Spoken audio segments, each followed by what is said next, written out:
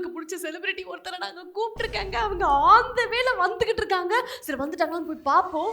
வந்துட்டா. சரி நம்ம கொஞ்சம் கெத்தா மெயின்டைன் பண்ணுவோம். மச்சி என்னடா நம்ம ஒரு கெத்தா மெயின்டைன் பண்ணணும்னு நினைச்சா இவ்வளோ பட்டுன்னு கட்டி பிடிச்சா. சரிவா, எப்படி இருக்க? நல்லா இருக்கேன். How are you? வஞ்சி கொடியே வா, ஆஹா. முல்லை மலரே வா, வத்தாத நதியே வா, அவ்வா அவ்வா அவ்வா உட்காருங்க.